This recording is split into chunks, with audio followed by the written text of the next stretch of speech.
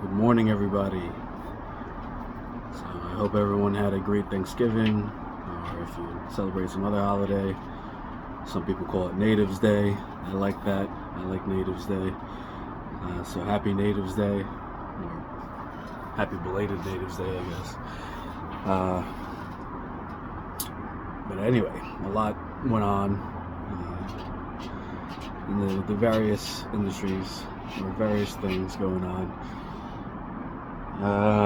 Number one, I guess, marijuana stocks gone nowhere. It kind of went down a little bit, and they've just been sitting there. I don't expect them to move until, like I said, Congress does something to show that it's likely to pass marijuana reform.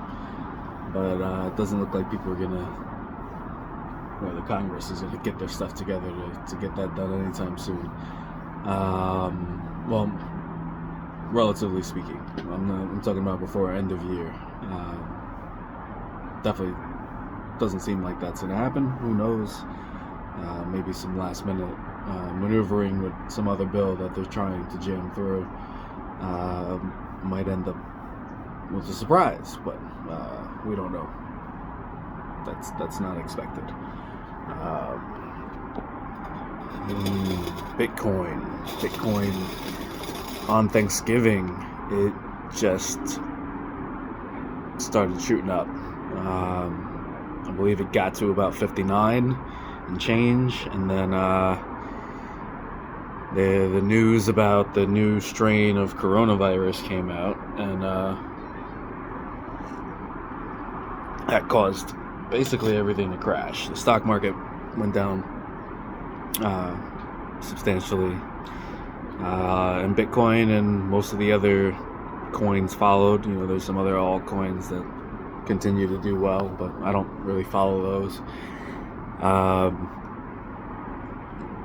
But yeah, so weekend looked horrible or bleak for a lot of people that were expecting this super rise that was going to happen on Thanksgiving that people were predicting. Didn't happen. I don't think that this is the end of our bull run where it's going to keep rising to somewhere in the 90s, maybe even higher before end of year. But we went kind of lateral for a little while over the weekend. It seems like this new strain of coronavirus is something that may not be that severe or that scary, so we're hoping the markets, they just opened back up, so we're seeing, hopefully see some pickup back in the stock market. Bitcoin's already, I think, at 57 and change last time I checked, so it's coming back up. And there's a lot of speculation out there that the whales have been buying up this last dip. This was a nice little Black Friday deal for you if you didn't have any crypto, but the fear index was up really high, and that's basically something that studies how people are trading, based on emotions and things like that. They were saying people were highly fearful. So, but let's see what happens this week. I don't know. We still have a couple days, I guess. Wait, one more day, 2 more days, if you count, depending on how you count, in November, and anything can happen. So we'll see. I'll be watching. I saw some other things in the news, but something bothered me about, like more of the pop news, which, I really don't pay that much attention to. I was gonna talk about it if I did something over the Thanksgiving weekend, but I decided not to. But then I saw some other people posting about it, and, I feel like it's a woman issue too, or like let's just not say any names. There's a particular artist that is being sued in a defamation suit, and or actually no, particular artist that sued somebody in a defamation suit. It's I said the wrong way. And now, as a part of that lawsuit, her medical records are being forced to be produced, or I mean, they're being requested. I mean, that's part of discovery. If you sue somebody, they get to do this, or you both get to do discovery. Really, I'm gleaming through motions to dismiss, answers, and other forms of resolving things pre-discovery, but if you're litigating a matter, you're likely going into some type of discovery, which is where you exchange information back and forth between the parties. So if you're, in this case, this is a defamation lawsuit. So if you're, and these cases are tough. Like everybody wants to bring one, but sometimes it's just not worth it. First off, it depends on how much monetary damage you can show based on this defamation. Or these words that were against you, and it's not even that you actually suffer the damage. It's more of can you show that? Can you prove it? Which is tough for a lot of people. But when you're talking about bigger names and brands and things like that, it's different. Or if you can show you lost your job, or there was some other type of economic damage, or it could be even emotional damage. But I'm just going into something tangent that not the point I was trying to get to. Defamation lawsuit discovery. Now, if you say in a defamation lawsuit that someone, claimed X, Y, and Z about you, and those things are not true, and that is what damaged your relationship or your brand, or your even your own. Why did it flip? All right, I'm back. I don't know what happened there. If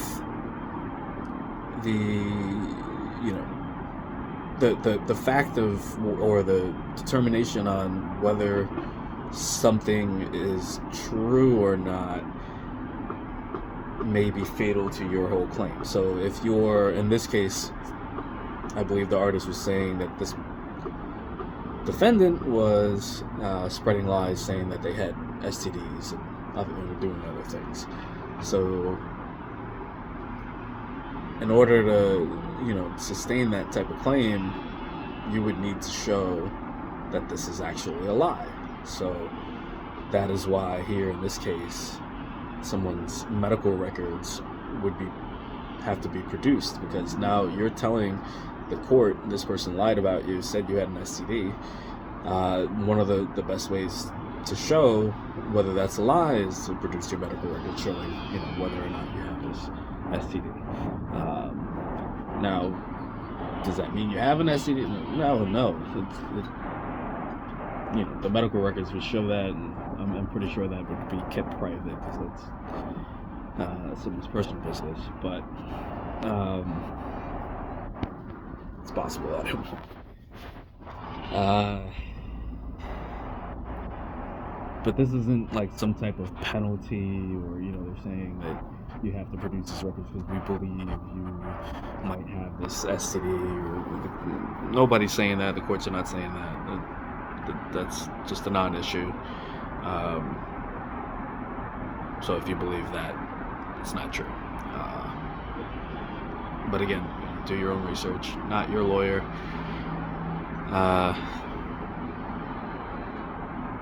This is not legal advice. But there's more to come. I'm actually going to be working on a couple of appellate printing projects, and I want to post some video about that process and exactly how I do it. I know there's a lot of lawyers out there, a lot of laymen that try to do it themselves, and they're unsuccessful. And I think a lot of it is access to the necessary software, and then sourcing a good printer that can produce the final product. So I think that would be interesting. But I'm gonna try to walk through like a full end-to-end production from the filing of a notice of appeal to assembling the record, to basically producing the record. And I'm going to do a full record on appeal, not an appendix. I'll try to explain the difference. Maybe not the brief. I probably won't. Maybe not the full. I'll think about it. But maybe the first video will just be the whole situation on initiating and then assembling the record, because I think those are pretty key steps. It used to be under the old rules in New York that you were supposed to file your record basically within a month, I believe, or 60 days or something like this, some short period of time after filing your notice of appeal. But in practice, that never really happened unless someone was aggressive and filed a motion to basically compel someone to do that. And really, it's like if you would have to do that right away in order to get someone to compel and have any kind of meaningful effect on the timeline. But the new rules now is just 6 months flat, and you file the record together or the appendix together with your brief. I was actually surprised that they wouldn't even accept a record without the brief. I recently, I believe it was over the summer of 2021, I believe. Maybe it was 2020. I do a lot of these. Well, not really a lot of these. I do a few of these a year.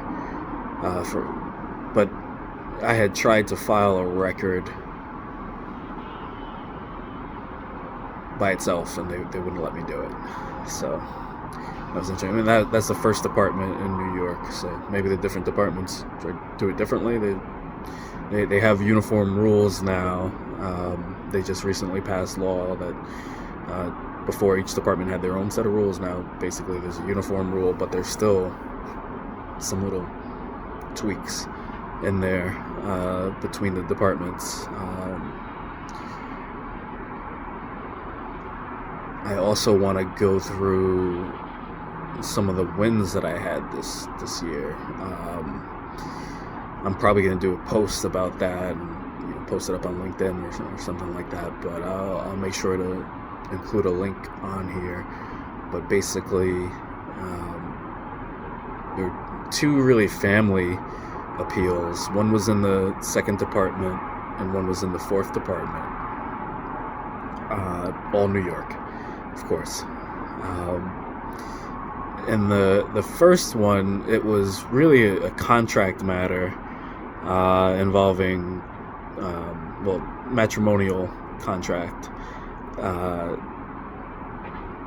The lower court had basically pushed along or heavily guided, let's say, the parties into a stipulation that was somewhat incomplete, because likely, or let's just not get into speculation. In the end, it was incomplete, and I don't know if you know anything about these matrimonial agreements, but it's pretty hard as an appellant to appeal an agreement, a stipulation where they're saying you agreed to certain terms. But my client wanted to do that, and we did. And now the judges were not very, we argued basically that the judge's actions were not appropriate, and also that the agreement in and of itself, it just, as because of the law as written, it couldn't stand. It just wasn't. It was too illegal. It was missing too many elements. So the court did not really like the whole argument against the judge and the judge's behavior. But they were sympathetic to the legal argument, which was you need X, Y, and Z in order for this to be official, and it doesn't have that, so we have to reverse it and send it back. So that was a victory where we were able to get somebody some relief in the second department. The fourth department case was out of the family courts up in the fourth department, which is central New York area, if you don't know. They have a court in Rochester. In that case, that one, there was some motion practice actually, which I feel like is pretty rare, and like unless you're making a motion for extensions and things like that, I really don't see a lot of motion practice in the appellate division, but it does happen. And here was one of the cases where there was motion practice.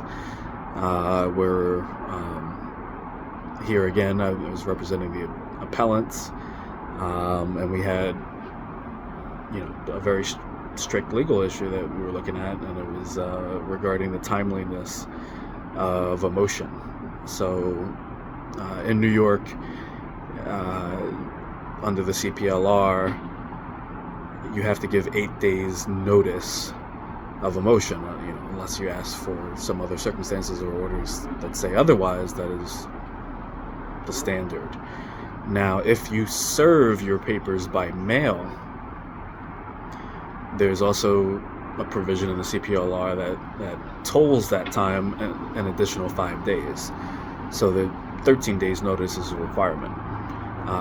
If you don't give that proper 13 days notice, and the court comes to hear your motion on the return date and makes a decision on that motion, technically the judge shouldn't have done that, because it doesn't have jurisdiction over the motion, because you didn't serve it with enough time or enough notice on your adversary. So here, that it was purely that issue. They had dismissed my client's papers, with prejudice. So we wanted to reopen that, and it was just based on a motion that wasn't timely. So we asked the court to reverse that. The respondent, which was the other side, came back and put some materials that were outside of the record that shouldn't have been there. That there was no business being added to the brief, and we had to make a motion basically to strike that portion of the brief and to get that out of there, and we were successful on that. When you're doing an appeal, it's not like a regular court case. When you're doing an appeal, it's normally, and there's very, very limited circumstances where this is not true. And actually, in family cases, there's an exception, like a guardian ad litem that's appointed, or attorney for the children that's appointed, may give the appellate court an update on the current goings on in an appeal brief. But normally, that in any kind of civil appeal, that criminal appeal even, there's some exceptions, but it's not allowed. So that's there are some exceptions where you can ask the court to take judicial notice of certain things, but this wasn't that. And even if it was, let's say they put in something that you could take judicial notice of, you have to actually request that. You can't, just stick something in and cite to it, and not say anything about it. You have to actually request that the court take judicial notice. Usually that does happen in briefs. And it's, with regard to court orders, or sometimes it's some obscure, legislative documents, or documents that the court would be allowed to take judicial notice of. But that's a whole nother discussion as well. But so that was the first prong here. We were actually successful on that. Then went on. This was actually a situation where I didn't file a reply brief. Those are really rare. In this circumstance, it was my, it was, I think it was pretty objective.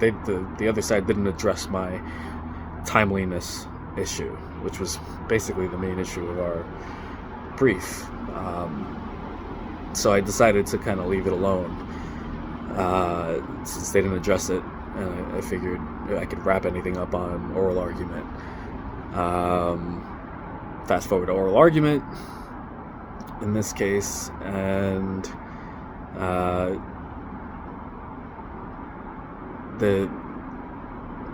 ended up not being able to orally argue this case. There was COVID protocols, and if you were exposed or sick or showing symptoms, they would not let you in the building. So just so happens on the day that it's really the day's running up, because I tried to ask to see if I could do it virtually, but they wouldn't give me that exception. But days running up, I had my health issues, and it would have violated the protocol to show up. So I tried to reach out to the court and get something else going, but they wouldn't hear it. So I ended up just watching, and the other side argued, and they tried to make this about their issues, and the court basically saw my point, where this is about timeliness, and when you haven't addressed that. And that was the decision. Now, there was an interesting tweak on this, because it was also, well, I'm not going to bring that up, because it still might be a live issue, but it was in the appeal decision. But maybe that's not right for me verbally talking about it right now. It'd be better for something written, where I could give a little bit more analysis and citations and things like that. But again, this is educational purposes, not your attorney. If you're having a legal issue, seek the advice of a competent attorney. All right. I think I covered what I want to. Still trying to put together this project. Like I said, there's actually a couple projects that I might be posting about in the future coming. I have this project where we're going to be remodeling one of these big vans, those big high top vans, and making it into a nice little comfortable leisure vehicle with some pretty cool amenities. So that's something to look forward to. And then this project, starting up this community store kind of a deal, and getting people together to fundraise, pick a product, develop the product, and then bulk order it and start selling. See who's the best at selling this stuff. Let's see if we get that growing, and add more product lines and so on. And at this point, my idea, I think, is to do this, maybe even as a teaching mechanism where we walk people through initial phases of doing a joint venture, of obtaining the capital necessary to do that. Briefly run through basics of these types of agreements and why you should be speaking to an attorney about this stuff and what type of attorney you should be looking for. And then more on the corporate governance side, or just running a business, how decision making works and participating in that, and then also, it's kind of limitless, and I guess it depends on the budget and the capital you're allowed to raise, but the product that you choose is basically up to that group. Of course, you should be looking at a product that's marketable, but I think it'd be interesting to see what happens and the social dynamic adding in to that, and so look forward to that experiment. It's coming. I'm working on it. All right, people. Peace out.